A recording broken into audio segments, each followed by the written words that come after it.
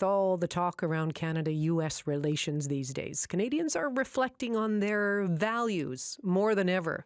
What are our shared core values as Canadians, and how could those values maybe differ from people in the United States? With us to talk more about this is David Allison. He is the founder of Valuegraphics Research Company. David, hi, good afternoon to you. Hi, thanks for having me over. So what can you tell us about your company, just how it is you research values around the world? I know, it's kind of new and unique, isn't it? We've done a million surveys around the world in 152 languages, last time I counted. And it's built us a data set of hundreds of millions of data points. It's, as far as we know, the first ever accurate global inventory of what our values are all over the world, 180 countries.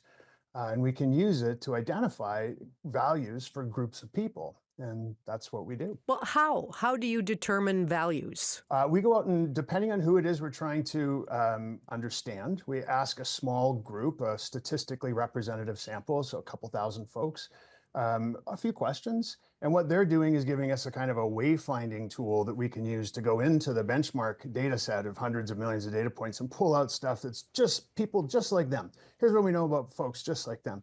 So in Canada, for example, we got about 12,000 folks in the database and another 100,000 surveys we've done in addition to that over the course of time. So we got this really rich contextualized idea of who Canadians really are deep inside their hearts at a level of values instead of stereotypes about demographics and Gen Z this and boomers that and all that kind of stuff. Well, sure, I mean, data is valuable. I understand that. But who would be interested in this kind of data? Who are you selling this to? We have two ways that we work with different organizations. I've got a big public speaking career, so whenever I get up on a stage and talk to a group of people, we use the database to understand the shared values of whoever my audience is trying to engage and motivate and inspire. And then we also have the Valuegraphics Research Company. We work directly with organizations like PayPal and Google and Lululemon and the United Nations Foundation, all kinds of really great companies, big ones, small ones, in between ones. And they come and ask different questions about how do we understand the shared values of our workforce, or how do we understand the shared values of our customers, or the folks we'd like to have as our customers next, and all kinds of different things. It's a really fun thing to be doing. So you talked about the thousands of Canadians you've got in your system here. When you look at that data, what stands out in terms of the values that bring Canadians together? Well, we've got some really wonderful values here. Our very first most important value. Now, this is important to remember, this is for the entire country. If we broke this down province by province or city by city or industry by industry, we come up with slightly different answers. But for the entire country, the general population of Canada, number one value is family. And the second most important value for us is belonging. Now, what's interesting, given what's going on with the states right now, is their values are flipped. Those first two values. The number one most important value in the States is belonging. The second most important value is family.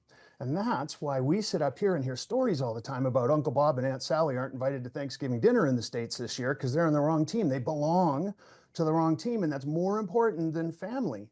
And even though we have our political differences up here, we would never uninvite Uncle Bob and Aunt Sally to Thanksgiving dinner. We'd just say, hey, Uncle Bob and Sally are coming. Please don't anybody talk about politics. But we wouldn't divorce our family because belonging is less important. How does understanding those values, how does that help us understand one another? Human beings only do anything that aligns with our values. I can go into a long story about the neurological processes that go on in your brain, but our brains are designed to gravitate towards anything that gives us more of what we value.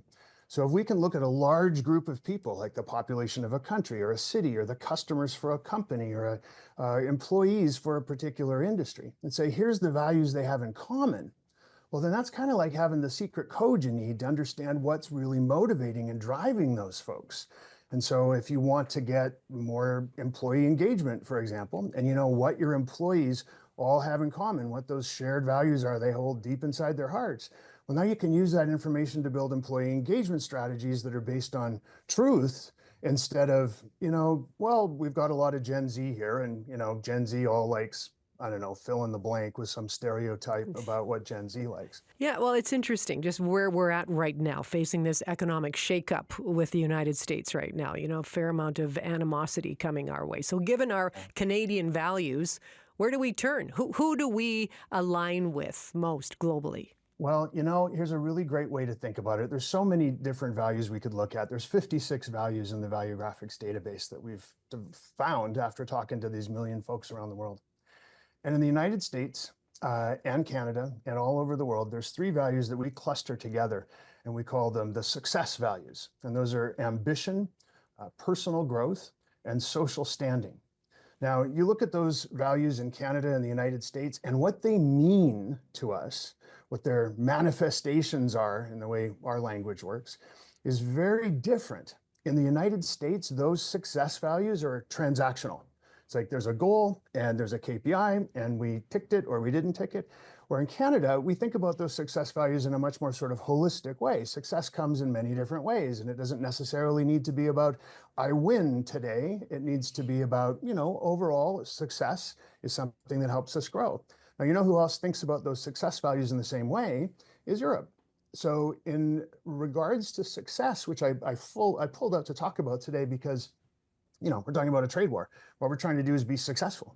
So from a success perspective, we're far smarter to align ourselves with our friends and neighbors in Europe than our friends and neighbors in the United States. That is so interesting. That just geography doesn't necessarily make the best friends or the alignment of values. No, David, it's important to remember. It's important to remember, though, that it's not all Americans, right? No. This is an average for the entire country, and there's many Americans who are aligned with us, and lots of good friends in the States. Yeah, and we have lots of those good friends listening right now, and I give a special shout out to them. I understand. David, good to talk to you. Thank you. Thanks for having me. That's David Allison, the CEO of Valuegraphics Research Company.